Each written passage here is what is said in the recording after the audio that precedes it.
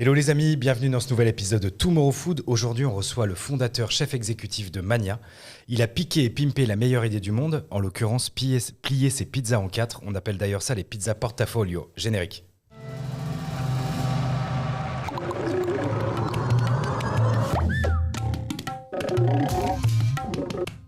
Julien Serry, bonjour. Salut Léo. Comment ça va ? Très bien, très très bien. Écoute, ça me fait vraiment plaisir de te recevoir sur le plateau de Tomorrow Food aujourd'hui, avec un peu de saucisson et un petit peu d'eau, à défaut de boire de la vodka pure. Mais c'est pour ça que je vais très bien d'ailleurs. C'est vrai ? Ah ouais. Ah, superbe. Julien, attaquons directement. Pour les gens qui ne te connaissent pas, je te laisse te présenter, revenir un petit peu sur ton parcours. Il me semble qu'il y a eu une petite phase de ton parcours qui s'est passée en Espagne, non ? Ouais, tout à fait. On avait ouvert des pizzerias avec mon épouse en Espagne. Bord de plage, un truc qui semblait plutôt cool, tu vois, qui est ouvert 7 mois dans l'année. Le matin, on arrivait, on voyait au loin, on voyait les dauphins qui sautaient par-dessus. Je te jure, c'était fantastique. Le matin, j'arrivais en moto, je me garais devant le truc, j'étais à 50 mètres de la plage, c'était fantastique.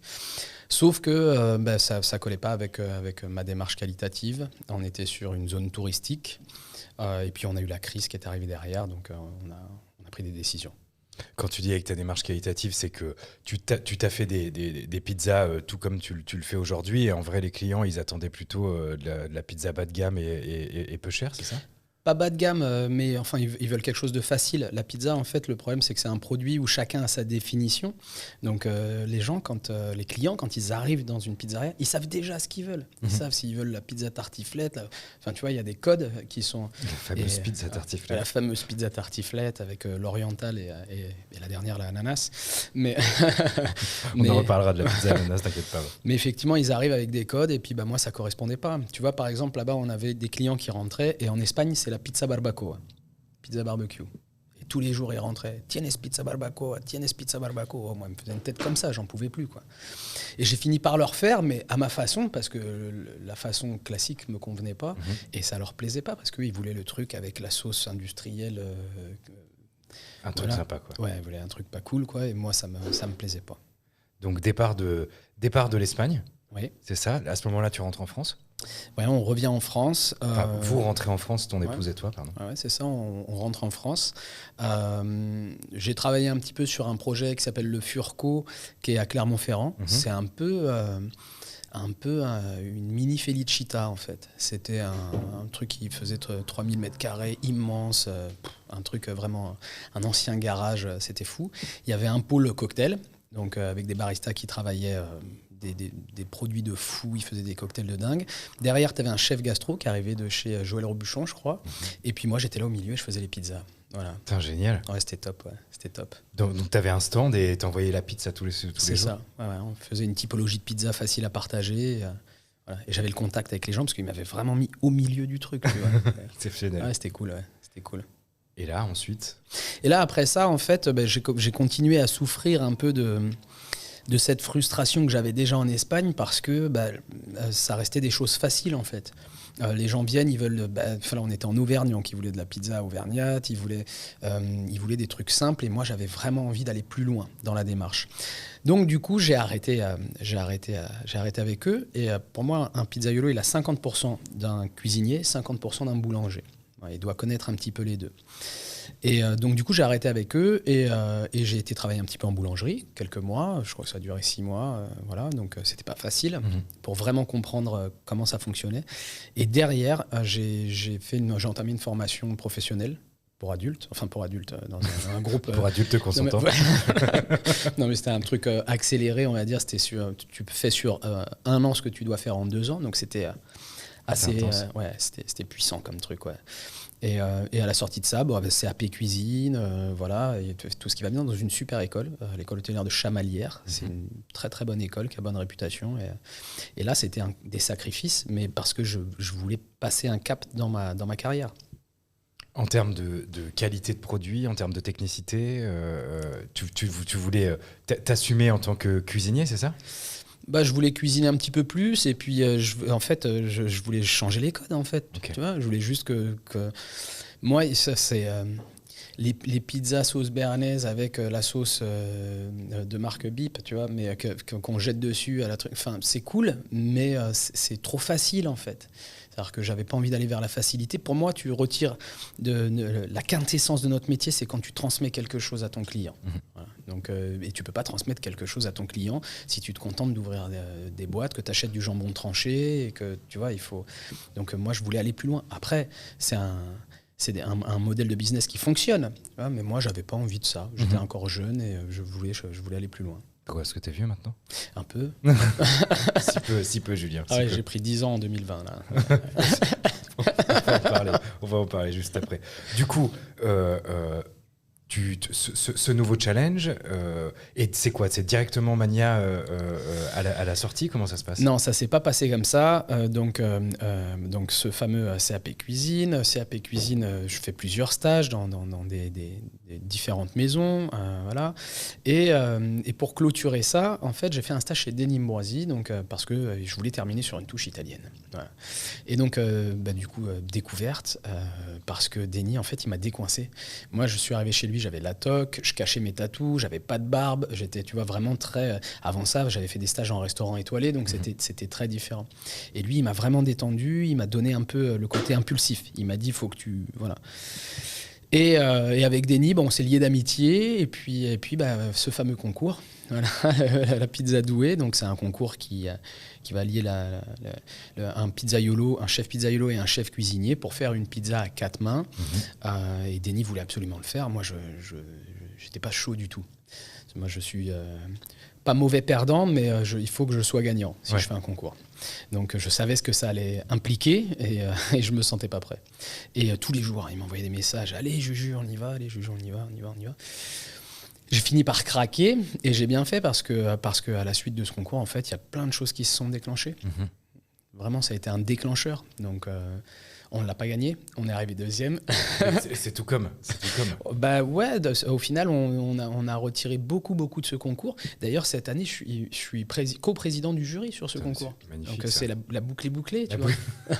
Non, mais c'est vrai, n'empêche que c'est vraiment très classe. Ouais, l'année dernière, c'était Denis, tu vois. Donc là, on peut le dire, la boucle est bouclée. Ouais, donc non mais et donc ça a permis de me faire connaître un petit peu plus dans le monde de la cuisine, dans le monde de la pizza. Ça m'a permis de comprendre plein de choses et de gagner en crédibilité. Et voilà, c'est important. C'est important. Effectivement, c'est important. Et donc, du coup, ça déclenche. Mais moi, ce que je veux comprendre, c'est comment... Enfin, il y a cette idée de travailler la pizza. Ouais. Et il y a Mania. Moi, je veux comprendre entre les deux parce que Mania, c'est au départ, en tout cas, de ce que j'ai compris, ce n'est pas que de la pizza. Je veux savoir comment on en est venu à la plier en 4. Ouais, exactement. Je sais que le geste peut paraître tellement simple, mais en même temps tellement significatif. En fait, je sais pas quand est-ce que je me suis dit faut faire ça. Ce que je sais, c'est que depuis le début, j'y pense en fait, depuis mon début de carrière. En Espagne, par exemple, j'avais déjà fait des tests pizza portafolio, mais ça marchait pas. C'est un format que les gens connaissaient pas. Puis à l'époque, j'avais pas la même expérience, que ça soit en communication ou même, enfin, je savais pas faire. Je savais pas vendre mon produit. On a essayé plein de choses. On a fait des arancini, on a fait de la pizza impala, on a fait plein de trucs. Et moi, j'avais envie d'explorer. Et là, je sais pas si tu connais Gennaro Nasti. Oui, je connais. Donc Gennaro, en fait, j'allais souvent manger chez Bijoux. Et Gennaro, il m'a donné de grands conseils.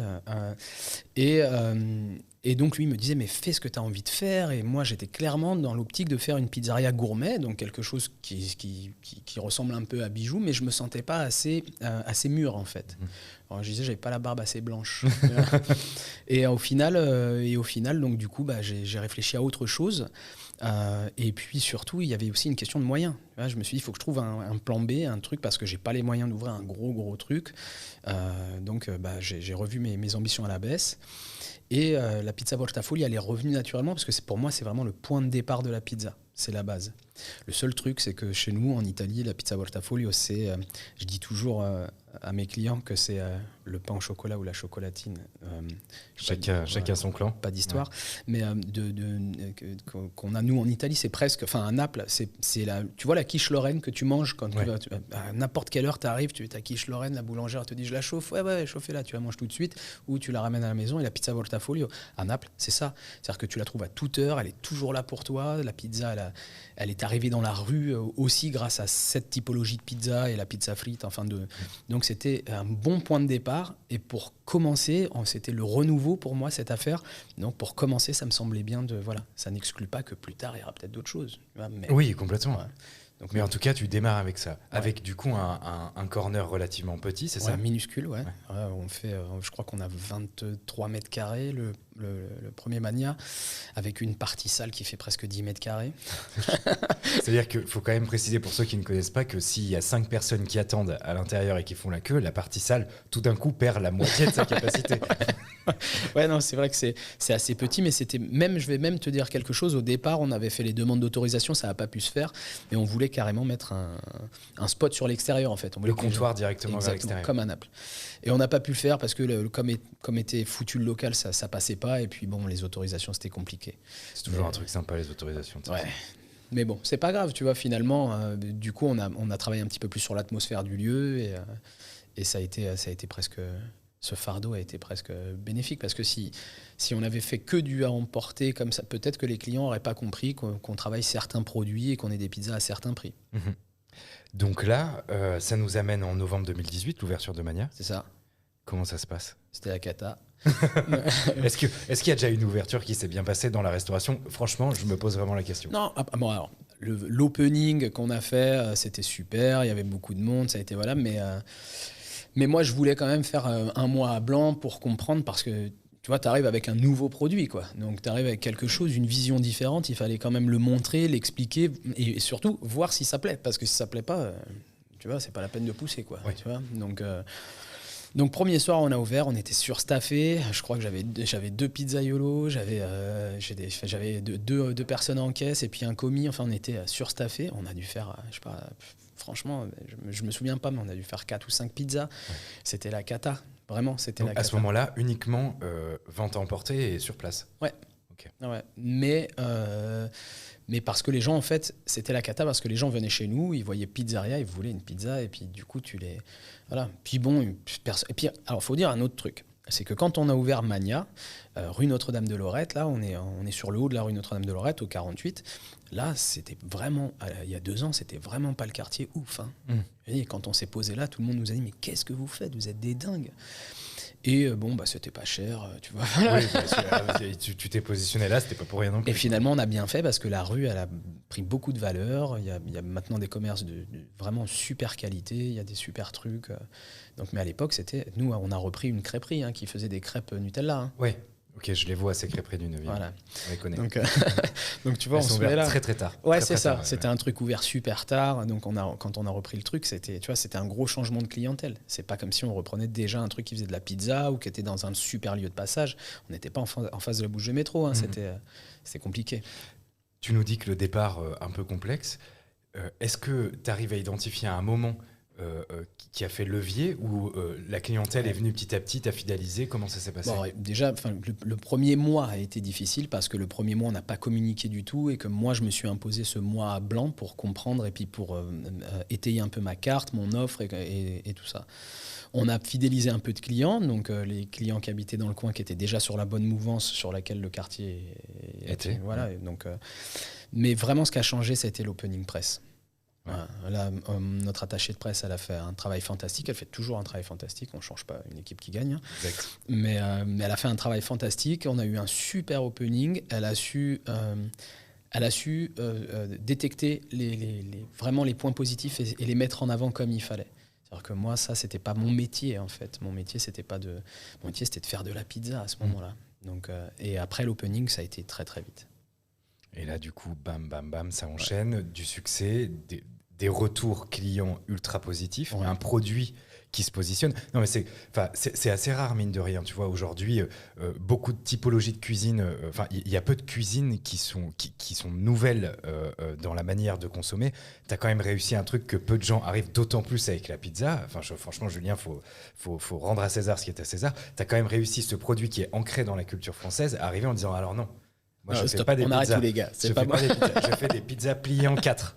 Et ça a le mérite d'être un nouveau produit, ce qui est quand même génial. Au-delà, bien entendu, de la très bonne qualité. Et on en parlera peut-être un petit peu tout à l'heure des produits en eux-mêmes que tu utilises. Mais en tout cas, chapeau pour ça, quoi. Bon, au final, pas tant que ça, je suis pas forcément de cet avis parce qu'en fait, on prend un produit que tout le monde aime déjà en fait. Tu pars d'un truc, la pizza, tout le monde aime ça.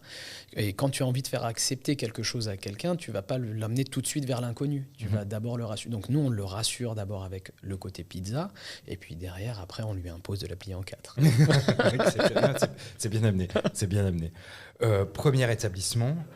Un deuxième établissement qui arrive presque un an après, c'est ça ? Un an pile poil après. Donc là, on est sur la fin de l'année 2019, aux alentours de novembre. C'est ça, novembre, pareil. Ouais. Et là, en plus de ça, il y a un autre projet qui vient se clipser. Est-ce que, avant qu'on arrive à parler des choses un peu moins fun, tu peux juste nous parler de ce moment un peu clé où dynamique. tu passes d'un établissement de 25 mètres carrés à 3 établissements? En fait, nous, clairement, de toute façon, dès le départ, en fait, quand on a ouvert le premier... je me suis dit, voilà, donc on prend pas beaucoup de risques parce qu'une pizzeria, ça fonctionne, que si on n'arrive pas à faire de la pizza pliée en 4, on la fera ouverte, mais si jamais ce produit plaît et que ça arrive à démarrer, l'idée, c'est quand même de développer et d'en faire plus parce que ça fait aussi partie, alors ça, c'est plus mon optique du côté chef, on va dire, mais moi, j'ai envie de transmettre les bons produits, les bonnes choses, et c'était un super support, la street food. Tout le monde mange de la street food. Hein. Et en fait, on a décidé d'ouvrir le 2. Bon, déjà, à un moment où c'était plus possible, sur le 1, clairement, il y a eu un moment, voilà, je me souviens de vidéos de la caméra de surveillance, là, c'était les gens, ils étaient les uns sur les... Enfin, aujourd'hui, c'est pas possible, hein, donc ce serait pas possible. Aujourd'hui, on sait même plus à quoi ça ressemble. On sait même plus que ça existe, mais en plus, le four à 450, c'était la mort là-dedans, c'était un truc de fou, c'était vraiment très difficile, et malgré tout, les gens faisaient la queue dehors et continuaient. Donc on s'est dit, bon, il faut qu'on fasse un deuxième point de vente pour désengorger celui-ci. C'était vraiment notre voilà. Et puis moi, j'avais envie aussi que tout le monde puisse goûter ça. C'est-à-dire que après, si on parle un petit peu plus de ma carte, parce que le point de départ, c'était ça, c'était vraiment d'apporter des produits différents. Moi, j'ai fait 4 ans de sourcing avant d'ouvrir Mania. Et quand je fais une pizza avec de l'antica mortadella, le salame rosa, tu vois, les Français ne pouvaient pas voir la mortadelle en peinture. C'est-à-dire que tout le monde trouve ça pourri, c'est le truc qu'on achète au supermarché. Moi, j'adore, mais après, ça me regarde. Ouais, mais c'est parce que t'as des chromosomes italiens. Voilà, mais c'était pas le truc que tout le monde aimait. Ouais. Tu vois, il y a 2 ans, c'était pas le truc... D'ailleurs, c'était rare de trouver des pizzas à la mortadelle. Maintenant, t'en as partout, parce que petit à petit, t'amènes le produit, tu participes à l'évolution du truc. Et moi, ce que je voulais, c'était qu'un client rentre chez moi. Mais il y avait 2 choses importantes pour moi en ouvrant Mania. La première, c'était qu'un client rentre de chez moi et sort, il a appris quelque chose. Il va changer sa façon de consommer. C'est la prochaine fois, quand il va au supermarché, peut-être qu'il prendra la mortadelle un petit peu au-dessus, et puis la fois d'après, il ira chez son charcutier, et puis la fois d'après encore. Tu vois, c'est de les amener vers le haut. Donc, et la deuxième chose, c'était que je voulais que ça s'adresse à un public vraiment hyper large. Et je me souviens d'un truc qui a déclenché il faut qu'on ouvre le 2, parce que je me suis dit, ça y est, c'est bon, quoi. Voilà, on a réussi à faire ce que je voulais faire. On a eu une après-midi, un samedi après-midi, on a un groupe de jeunes qui sont arrivés, donc ambiance 9-3, tu vois, c'était des jeunes, quoi, tu vois, ils sont arrivés et tout, ils se mettent dans le coin comme d'hab et tout, ça se passe bien, nous on les reçoit avec la bonne humeur et tout, et puis juste à côté, t'as une grand-mère qui vient avec le papy, les gosses, et puis ça se gare en Mercedes en feu de détresse devant. Tu vois, il allait chercher une place, et eux, ils nous ont pris la pizza margherita, donc la moins chère, tu vois, là, pour vraiment renouer avec l'essentiel. Et les jeunes, eux, qui arrivaient de banlieue, ils nous ont pris la pizza avec la truffe, qu'on rappelle la truffe minute, truffe fraîche. Et les mecs, ils étaient ouf, parce qu'ils disaient, j'ai jamais mangé de la truffe de ma vie. Voilà. Enfin, c'était vraiment... Et là, je me suis dit, ils étaient assis côte à côte, ils commencent à parler entre eux, c'était rigolo. L'autre était en tailleur Chanel, les autres, ils étaient en casquette Lacoste, tu vois, c'était mortel. Et là, je me suis dit, ça y est, c'est bon, on a réussi à élargir notre clientèle et de ne pas être trop spécialisé, trop voilà. Et c'est là que je me suis dit, on peut transposer le truc ailleurs, quoi. Voilà. Donc cette ouverture-là, l'ouverture du deuxième établissement, la gare, dont on va parler rapidement. Moi, j'ai juste une question avant ça. Est-ce qu'à ce moment-là, tu faisais de la livraison ou pas encore ? Mais tu sais qu'au début, nos prestataires de livraison, ils sont pas... voilà. Moi, il y en a un des deux, c'était hyper compliqué. J'ai réussi à le signer parce qu'il y a un mec qui buvait un verre dans le bar en face, la Abuela, un bar espagnol là, qui est juste en face de chez nous, avec qui on s'entend top. Et à chaque fois, il nous envoie les clients. Le mec, il est rentré, il m'a dit, je bosse chez Voilà. Et je dis, bah, mec, tu rigoles ou quoi? Ça fait 3 mois, 6 mois que je vous envoie des mails, personne voulait de nous, en fait. Ouais. Et l'autre prestataire, eux, ils nous avaient pris, mais ils avaient mis leurs photos. Enfin, c'était compliqué. Ils avaient mis des pizzas pepperoni, alors que tu vois ce que je veux dire, de la Brooklyn Pizza. Non, c'était compliqué. Mais on avait un prestataire de livraison, mais ça marchait pas ouf. Ouais. Ça marchait pas ouf. Ok. Ouais. Donc, rapidement, la gare. Ouais. Tu nous expliques? Bah, la gare, en fait, comment ça s'est passé? Test of Paris. Ouais. Okay. Test of Paris, je suis sur un stand et je fais une démo pizza. Beaucoup de monde à Test of Paris. Et là, il y a un ami qui s'appelle Stéphane Riss. Je ne sais pas si tu connais Stéphane. Je ne le connais pas. Voilà, donc, qui est un mec très sympa, a priori. Ouais, une pointure. Et donc Stéphane me présente quelqu'un qui bosse chez des gens dont c'est le métier de mettre des points de vente dans les gares. Donc on discute un peu, je lui montre mon format, parce qu'en plus là-bas à Test of Paris je faisais des pizzas ouvertes, je la faisais même pas plier en 4 là, ce jour-là. Tu vois, donc je lui plie en 4, je lui montre, ah bon, alors je lui explique, puis je lui dis mais tu vois nous le format en fait là la pizza tu la plies en 4, dans 3 quarts d'heure elle est encore chaude. Non, comment c'est possible? Je dis bah la chaleur reste à l'intérieur. Donc ils sont venus 1 fois, 2 fois, et au bout d'un moment ils nous ont dit voilà il y a des appels d'offres, ça fonctionne comme ci, comme ça, est-ce que ça vous dit de postuler sur un appel d'offres? Donc nous on prend pas le truc à la légère, hein, on est content d'y aller, tu vois, donc on y va, on prépare le truc, seulement on sait qu'on va pas être pris, parce que eux nous l'ont dit, ils ont dit voilà faudra peut-être refaire 1 fois, 2 fois avant qu'on accepte, et puis parce que voilà c'est normal, on met pas le pied comme ça dedans. Et en fait non, ils m'ont appelé. T'as été pris. Ah mais c'était ouf, ils m'ont appelé un vendredi soir. Écoute, ils m'ont appelé un vendredi soir. J'ai une bonne nouvelle, une mauvaise nouvelle. Ok, alors c'est quoi la bonne nouvelle? La bonne nouvelle c'est que votre dossier est passé. Tu vois déjà, ok. Mais qu'est-ce que ça va être la mauvaise nouvelle? La mauvaise nouvelle, on ouvre dans 3 semaines. C'était gueudin. Un corner gare de Lyon, 3 semaines pour l'ouvrir. C'était gueudin. On n'avait pas les équipes, on n'avait rien, on n'avait pas la carte. Il y a toute une partie de ce qui allait se passer à la gare qui n'était pas notre métier. Tu vois, clairement, faire du café, nous, on est passionnés de café, donc on a des belles machines à café, mais on ne vend pas de café. Les gens ne viennent pas chez nous pour ça. On n'est pas des vendeurs de brioche, quoi, tu vois. Ouais. Donc voilà, on s'est jeté dedans et ça a été hyper compliqué parce qu'il a fallu le faire en même temps que l'ouverture du 2 qui n'était pas encore concrétisée, et on a fait coup sur coup, quoi. Tu vois, on a ouvert le point de vente numéro 2 et tout de suite après on a ouvert la gare, et c'était ça a été presque, tu vois, les gens savaient plus où donner de la tête, quoi. Putain, en tout cas une année 2019 plutôt bien remplie. Ouais, 2019 c'était une très très bonne année qui a été compensée par 2020, mais mais 2019, ouais, on a pris pour 2 ans, donc il faut pas se plaindre. Ouais, voilà, essayons de voir le verre à moitié plein. Disons que t'as pris en 1 an ce que t'aurais dû faire en 2 ans. Exact. Ça nous amène gentiment, mais sûrement au début de l'année 2020. Ouais. Avant qu'on arrive à cette date fatidique du confinement, tu le sentais arriver, toi, ce truc-là? Ouais, bien sûr. Ouais. Parce que, alors, non, mais moi, je suis italien, j'ai la double nationalité, je regarde les actualités en France, mais je regarde les actualités en Italie aussi, tu vois. J'ai le lien avec toute ma famille, et donc eux, ça a commencé à tabasser sévère chez eux. Hein. Donc, et ça faisait pas rire, hein. Vraiment, c'était... je ne vais pas revenir sur les trucs pas cool, mais il y a eu des trucs pas cool, voilà, vraiment des trucs qui étaient...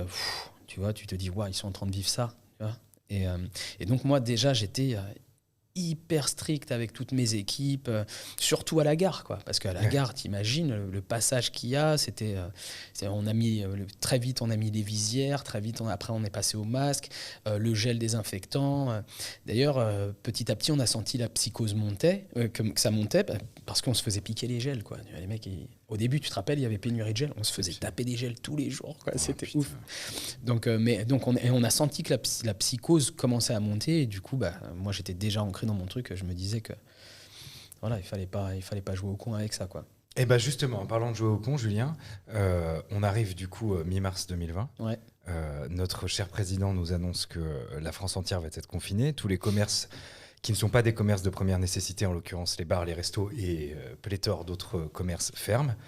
Qu'est-ce qui s'est passé dans ta tête au moment où on te l'a appris? Déjà, j'étais super dégoûté parce que ça faisait 3 semaines, je disais à ma femme, il faut qu'on achète une Play, il faut qu'on achète une Play. Je voulais pas... Je me suis retrouvé confiné sans Play, tu vois, enfin, j'avais rien à faire. Non, mais blague à part, quand ça a été annoncé, en fait, nous, on s'y attendait un petit peu, en fait, parce que ça avait été déjà fait en Italie, et puis, tu sais, dans ce cas-là, tu as toujours les sceptiques. et puis les alarmistes. Voilà. Et moi, je suis pas alarmiste, mais voilà, j'ai essayé d'être réaliste sur le truc et je prenais vraiment le truc au sérieux. À ce moment-là, c'était compliqué parce qu'on avait aussi une architecture qui était articulée d'une manière assez complexe, parce qu'on avait un laboratoire de production qui redistribuait nos 3 points de vente. Donc moi, si je décidais par exemple de fermer que la gare, je me retrouvais en difficulté sur les 2 points de vente parce que j'avais quand même des coûts qui étaient générés sur le laboratoire. Donc très très vite, voilà, on a décidé. Après, voilà, si on avait eu que le Mania numéro 1 et voire le 2, peut-être qu'on aurait maintenu ouvert. Mais là, il y avait la gare. Et la gare, tu vois, c'était 18 salariés, c'était 7 sur 7, c'était 5 heures du matin, 22 heures tous les jours. C'était quand même, voilà. Et puis surtout, la gare, elle était fermée, confinement. Bah oui, à ce moment-là. On n'avait pas le choix, donc il n'y avait pas le choix. Ouais. Donc, premier confinement, tu fermes intégralement. Quarantaine. Quarantaine pour tout le monde. Ouais. Tonton, il dit quarantaine, nous, on a fait 40 jours. Ouais. Donc, 40 jours, fermeture totale. Ouais. T'en as profité pour te reposer un peu. Est-ce que t'as réussi? Ouais, non, mais du coup, voilà. Comment est-ce que toi, en tant que chef de cuisine et en tant que chef exécutif, en tant que chef d'entreprise et en tant que père de famille, comment t'as réussi à bien vivre ce moment? Ouais, déjà, en tant que père de famille, c'est difficile, mais ça, tous les pères faut pas être dans la restauration pour le salle. J'ai 2 enfants en bas âge. Donc, mais non, c'était épuisant ce confinement. C'était épuisant, vraiment, parce que on était déjà sur l'après, on réfléchissait pourquoi, comment, enfin, tous les jours, il y avait, et puis il y avait des annonces différentes chaque jour, tu vois, et puis le doute, tu vois, tu te dis, merde, j'aurais pas dû rester ouvert, pareil, tu vois, vraiment, Donc, moi, j'ai pas de. C'est sûr que si c'était à refaire, je me poserais peut-être la question un petit peu plus longtemps, à savoir si je reste ouvert ou si je reste fermé. Mais au final, on a fait ce choix-là, quoi. Voilà. Donc, À quel moment t'as décidé de réouvrir et dans quel contexte? Après la quarantaine, tu vois, comme pendant cette quarantaine justement, on a beaucoup travaillé, parce que moi je vais te dire un truc auquel je pensais beaucoup pendant la quarantaine, c'était mes producteurs. Voilà, parce que eux, pour le coup, nous, il y avait des aides qui commençaient à s'esquisser et puis. Bon, clairement, on éteint le four, on le rallume, tu vois, voilà. Mais eux, les mecs qui ont. Qui me font les légumes, tu vois, les Sébastien Argentin, les Montalet, voilà, qui produisent. Je pensais beaucoup à eux, je me disais comment on va faire pour maintenir et pour réussir à continuer avec ces gens-là. Je voulais pas me retrouver à ouvrir derrière, à réouvrir, à être obligé de travailler avec des grosses enseignes, des grossistes, donc plus des producteurs, qui font des produits vraiment bas de gamme, quoi, tu vois. Donc j'ai fait. Pendant ce confinement, j'ai essayé de faire tout ce que j'ai pu pour les valoriser, les mettre en avant, pour essayer de leur montrer qu'on était là. Et on a décidé de rouvrir parce que clairement, ça nous démangeait beaucoup, quoi. Tu vois, au bout d'un moment, il fallait y aller, mais c'était... je peux t'assurer que la réouverture, j'avais les miquettes. Je honnêtement, franchement, on n'en menait pas large. Ouais, mais en même temps, à ce moment-là, personne... Enfin, si tu veux, personne ne savait vraiment à quoi s'attendre. En plus, je veux dire, t'es dans Paris, à ce moment-là, on est encore pendant le confinement, donc t'as un périmètre d'1 kilomètre. Comment tout ça... L'attestation, tout le bordel, non, c'était tendu. Hein. Du coup, à ce moment-là, tu misais sur quoi? Sur la vente à emporter Non. À ce moment-là, oui, sur la vente à emporter, mais à ce moment-là, je me suis dit, on voit. Tu vois, ça a été la réouverture après notre quarantaine, ça a été, ok, c'est là où là, on a commencé à dire, YOLO, quoi. Tu vois, on y va au jour le jour. Pas le choix. Donc voilà, et après, petit à petit, on a adapté notre outil, on a tout déplacé, on a changé notre salle. Avant le confinement, si je ne me trompe pas, déjà, ils nous avaient interdit l'accès aux salles. Hein. Oui. Donc on avait déjà un peu changé notre façon de travailler. Voilà. Mais là, c'était compliqué. Alors, on faisait un truc quand on a réouvert, parce que c'est bien d'ouvrir. C'est comme tu disais tout à l'heure, la pizza portafolio, c'est bien, mais si tu l'expliques pas et si les gens le savent pas, ça marche pas. Donc on a toujours un mégaphone. Les gens important d'avoir un mégaphone. Nos clients savent en fait qu'on a un mégaphone pour appeler les clients. Tu sais, ils ont des numéros de commande et puis des fois la 55 elle est là, on appelle une fois, 2 fois, après mégaphone et on les appelle au mégaphone. Et tous les soirs en fait, quand il y avait, on applaudissait parce qu'à l'époque on applaudissait. Ça s'est perdu ça, mes amis, exactement. Ça s'est perdu. Donc on applaudissait à 20h et tous les soirs à 20h quand ça applaudissait, moi je mettais un coup de mégaphone à la sirène et ça sonnait dans tout le quartier. Et bonjour, je suis là. C'est nous, on est là pour foutre le bordel, tu vois. Mais c'était trop ça, quoi. Et en fait, du coup, on a compris que c'était important parce que pour eux, c'était waouh, ça y est, tac, on sort, on vient et ils venaient chercher leur pizza et en fait, on m'a crié sur les toits qu'on était ouvert. Vraiment, parce que sinon on serait mort entre deux locaux qui sont fermés, tu vois. On n'aurait pas pu. Il faut en fait, encore une fois, quand tu as fermé pendant 1 mois et que tes clients t'ont pas vu, encore une fois, si tu peux faire ce que tu veux, si personne sait que tu réouvres, voilà, ça marche pas. D'ailleurs, en parlant de ça, t'es quand même relativement actif sur les réseaux sociaux, en l'occurrence sur Instagram, Ouais. et en tant que chef et avec Mania. Pendant ce premier confinement, tu nous parles, t'as pris la parole un peu sur les réseaux sociaux. Après, on parle de moi, on parle plus de manière, mais ouais, là j'ai fait mon influenceuse, quoi. Vraiment, clairement, je l'ai fait. C'est-à-dire que voilà, je recevais des colis, je faisais la pub parce que. Rappelle-toi les inquiétudes qu'il y avait premier confinement. Les gens, ils étaient à se demander comment ils allaient trouver de la farine, du PQ et ce genre de choses. Hein, tu vois, donc il y avait vraiment qu'est-ce qu'on va bouffer. D'ailleurs, tu vois, moi, premier confinement, pour te dire, comme je l'ai senti arriver, j'ai acheté un paquet de 10 kilos de spaghettis avant le premier confinement. Pour toi pour à la maison, pour donner à manger à mes enfants. Tu vois, de l'huile d'olive, de l'ail, des spaghettis, c'est bon, il y a à manger. Hein, c'est vrai qu'on a tendance à l'oublier, cette espèce de situation lunaire pour ceux qui ont fait le confinement à Paris, surtout à Paris et dans les grandes villes, genre tu vas dans les supermarchés, t'as des rayons entièrement vides parce qu'il n'y a plus de farine, il n'y a plus de pâtes, il n'y a plus de riz, il n'y a plus de céréales, quoi. 2 jours avant le confinement, j'étais à l'épicerie à côté de Mania numéro 2 et j'étais en train de remplir mon caddie et je te jure, les gens me regardaient mais comme ça, tu vois. Et au final, 2 jours après, dans ma tête, je me dis, alors j'ai pas bien fait de les acheter mes kilos de spaghettis. Alors, c'est qui a du PQ maintenant? Exceptionnel. Ok, on arrive à la fin du premier confinement. Toi, tu as déjà réouvert uniquement, Richard Lenoir. Richard Lenoir. Ouais. Réouverture des établissements. Alors attention, réouverture avec de nouvelles normes, avec les normes sanitaires en vigueur. Comment se passe toute cette période estivale pour toi ? Un peu comme avant le premier confinement, c'est-à-dire que on sentait arriver, quoi, que ça allait pas s'arrêter comme ça. Voilà. Donc du coup, il a fallu effectivement qu'on repense tout notre modèle. En plus, on savait que la gare, c'était un pop-up, hein, c'était 6 mois, on en a fait 9, je crois. Donc on savait qu'on allait devoir plier à la gare, donc il fallait qu'on réorganise. Et d'ailleurs, si on a ouvert le point de vente numéro 2 à Richard Lenoir, c'est aussi parce que notre labo de production était là-bas. Sinon, j'aurais ouvert le premier, quoi. Donc mais ouais, c'était pas serein, et puis c'était une période hyper fatigante parce que tous les jours fallait se réinventer. Faut courir derrière tes équipes parce qu'il y a certaines personnes qui ont pas forcément conscience du truc, quoi, tu vois. Donc voilà, tous les protocoles sanitaires qui sont à revoir, c'est-à-dire que tu vois, tous les quarts d'heure, je faisais signer les pizzaiolos pour dire qu'ils se sont bien lavé les mains, qu'ils ont toutes les 2 heures désinfection des poignets, des machins, des trucs.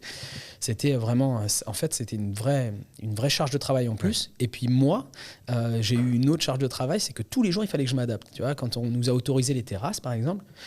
Ouais, c'est cool, quoi, mais bon, je me suis retrouvé, j'ai acheté une visseuse et même que je te fais une terrasse. C'est ça, j'ai appelé des potes et j'ai besoin de palettes, et je me suis fait livrer des palettes et j'ai monté la terrasse. Mais c'était toutes ces choses là et chaque jour tu avais des nouvelles choses, et puis les outils qu'on a aujourd'hui, les tablettes et tu vois, qui sont aujourd'hui le click and collect et tout ça, qui sont aujourd'hui rentrer dans les mœurs, mais à cette époque-là, c'était pas du tout. C'était vraiment la découverte. Ouais.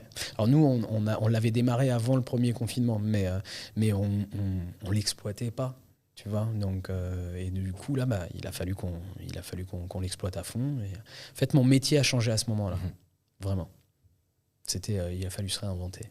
Et du coup, les mois passent, on est allez, disons au mois de septembre. Ta clientèle, c'est qui ? C'est des gens qui commandent sur les plateformes de livraison, c'est des gens qui font du click and collect, c'est des gens qui viennent prendre directement, emporter dans l'établissement. Il y a un truc qui a bougé.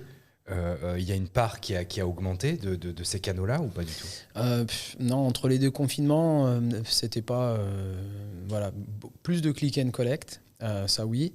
La livraison, avant on était on était à 20%, quoi. Tu vois, donc et là oui, peut-être qu'on a pu monter un peu plus, quoi, mais c'était pas On n'était pas encore comme Ouais, il n'y a pas eu maintenant, un truc Non, lunaire où non, d'un non. coup tu t'es mis à faire 90% de livraison. Non. Ok. Non, on n'était pas encore passé en mode dark kitchen comme on est passé maintenant. Là. Ouais. Bah donc du coup, se passe cette période estivale, tu bénéficies des terrasses. In fine, tu l'as bien vécu. Enfin, bien vécu, on s'entend, hein, mais ça a été une période où le business était au rendez-vous, où vraiment tu étais à minima pendant tout l'été. Non, non, c'était compliqué quand même. Honnêtement, c'était dur. C'était pas rose tous les jours. Après, moi, je trouve aussi mon excitation là-dedans, quoi. Tu vois, il y a du défi, il y a enfin voilà, c'était. Mais bon, c'est juste que t'as pas envie que ça dure un an, quoi, à l'époque. Clairement, ouais. Ouais. Puis surtout, t'as pas envie d'un nouveau couvre-feu, puis t'as pas envie d'un reconfinement, quoi. Mais tu peux sprinter un peu. Donc là, on était en sprint, si tu veux. On était vraiment en train de se dépasser. Mais tu peux sprinter un peu, mais tu peux pas sprinter toute la course, quoi. Ouais, clairement. Deuxième confinement. Ouais. Voilà. Que du bonheur. Ouais, bah là, deuxième confinement, pareil, on s'y attendait, on savait. Sauf que là, bah, on était armés, on avait eu le temps de se préparer parce qu'entre ces deux confinements, bah, on avait aussi préparé des choses. Par exemple, on n'avait toujours pas de site internet, tu vois. Parce que moi, j'estimais que les réseaux sociaux fonctionnaient bien, bon, bref, et c'était une erreur.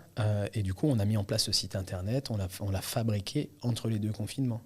Voilà. Donc, on a mis en chose plein de sur lequel tu as aujourd'hui tes propres modules de click and collect. Exactement. C'est ça. Okay. Ouais, donc de click and collect et de livraison. Oui, mais autant pour moi, et de livraison aussi. Ouais, okay. Donc ça, on l'a mis en place début du deuxième confinement, pardon. Et les clients sont au rendez-vous ? Et les clients sont au rendez-vous de ouf.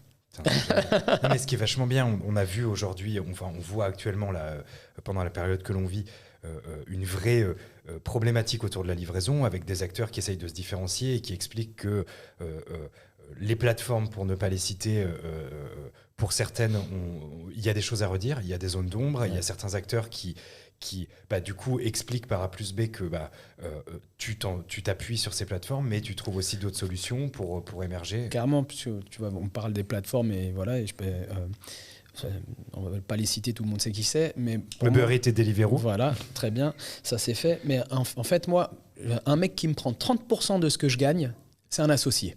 Ouais. Ok, d'accord. Donc eux, ils me prennent 30% de ce que je gagne. Et à côté de ça, quand je tapais pizza et que j'étais devant ma boutique, j'arrivais genre 80e parce que je voulais pas participer à leurs OP, une achetée, une offerte, ce genre de truc. Donc très vite, en fait, j'ai compris entre ces deux confinements que, en fait, ça... C'était pas l'avenir. Bah non, si tu veux que ça marche, t'es obligé d'être esclave du truc. Alors, je crache pas dans la soupe parce que, tu vois, aujourd'hui, ça représente une bonne part. Mais et puis, le client qui va sur Uber Eats ou Deliveroo, il y va pas pour acheter une Pizza Mania. Il va acheter une pizza. Non, il va pour acheter à manger. Ouais. Mec. Tu vois, c'est ça. Mais même toi, moi, tu vois, si on se fait livrer quelque chose, tu vas sur une plateforme, tu sais pas si onigiri, machin, enfin, tu vois, t'es pas décidé sur ce que tu vas manger, tu as juste l'écran. Tandis que le client qui vient sur ta plateforme à toi, tu sais qu'il vient manger chez toi. Et ça, tu fidélises et tu crées aussi, enfin, tu consolides ta marque. Exactement. Aussi comme ça. Ouais. Parce qu'on l'a pas vraiment dit, mais tes pizzas sont quand même sacrément bonnes. Faut quand même le rappeler. Merci. Ok. Aujourd'hui, là, on est donc sorti du deuxième confinement. Le couvre-feu vient de commencer pendant qu'on tourne cette deuxième interview. Enfin, cette interview, pardon, autant pour moi. T'es dans quel état d'esprit là, Julien ? Écoute, c'est partagé parce que je me dis on s'en sort pas si mal. Là, ces derniers temps, avec le couvre-feu, c'est beaucoup plus compliqué. Tu vois, hier soir, premier soir, les clients qui arrivent et puis qui disent « Mais moi, je veux une pizza. » Ouais, mais mec, il est 21h30, on peut rien pour toi. Les gens comprennent pas forcément. Mais il y a quand même un sacré non-sens. C'est-à-dire que ton établissement est ouvert à la livraison. Okay, donc, il y a de la lumière. Il y a des mecs qui sont en train d'enfourner des pizzas. Le gars qui vit à 30 mètres, qui descend et qui te dit... tiens, si je t'achetais une pizza sans qu'il y ait un acteur qui prenne... Il peut pas. Il peut pas. Ouais. Alors que à la fin du premier confinement, on est à peu près dans la même configuration que maintenant, quand on a réouvert Mania numéro 2, il y avait ce couvre-feu, mais il y avait l'autorisation de sortir pour acheter quelque chose de première nécessité. Et là, tu vois, on pouvait quand même vivre un peu, parce que du coup, les gens descendaient de chez eux et nous achetaient la pizza. Et là, ils peuvent pas le faire. Et ça, pour moi, c'est la plus grosse erreur.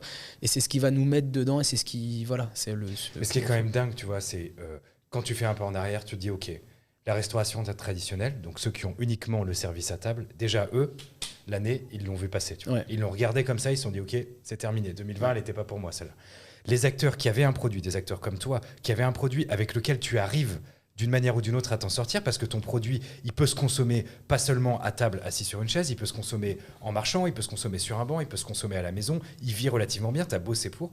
Même ça, aujourd'hui, enfin, tu vois, je me dis, mais c'est complètement con, tu vois, c'est quand même complètement con. Là, on en discutait avec d'autres restaurateurs hier après-midi. Il n'y a aucune logique. En fait, si tu veux, moi là, pourtant, je trouve que l'État nous a... Les bouchons, mec. Non, mais tu vois ce que je veux dire là. Mais là, pour venir là, puis le soir quand je rentre, mais les bouchons, honnêtement, on est en plein confinement. C'est pas possible en fait. Tu vois, ça marche pas en fait. Le premier, autant c'était flippant, tu sortais, c'était vide. Ils ont changé le truc sur le deuxième. En fait, moi, avant le deuxième confinement, j'en étais arrivé à un point où je disais bon, arrêtez avec vos conneries comme ça, confinez-nous à nouveau, quoi. On n'en parle plus et pliez-nous et voilà. Et on plie, quoi. Tu vois. Mais là, c'est même pas ça. C'est que, tu vois, t'as toujours la petite touche d'espoir. Tu vois. Sauf que c'est pas suffisant pour aller plus loin. Et là, moi, je suis inquiet avec ce couvre-feu, je suis inquiet avec les dates de réouverture des restaurants qui sont à un coup une date, un coup une autre. On ne sait rien sur ce fameux 20 janvier, on ne sait pas ce que c'est. Et puis je suis inquiet parce que, si tu veux, nos clients, grand merci, vraiment, nos clients, mais pas que nos clients, enfin les clients de la restauration en général, ils jouent vraiment, vraiment le jeu. Vraiment, tu vois, ils viennent chez nous, ils sont contents, ils ont vraiment la sensation de faire une bonne action quand ils viennent chez nous parce qu'ils savent qu'ils nous permettent de vivre. Tu vois, mais au bout d'un moment, tu vas te lasser. Enfin, je veux dire, tu vois, tu peux pas tous les jours mettre une pièce.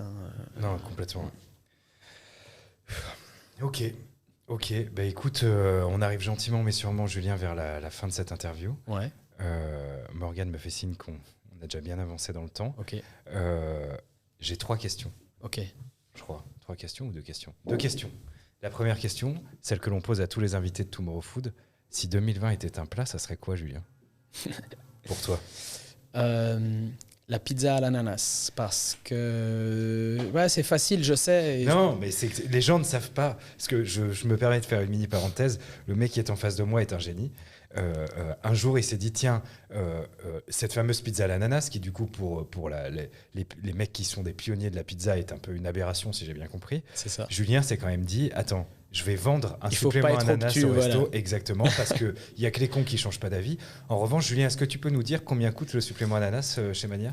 Il coûte 50 balles, mais par contre, 50 balles, t'as l'honneur d'avoir ta photo, parce qu'on le prend en photo, le mec.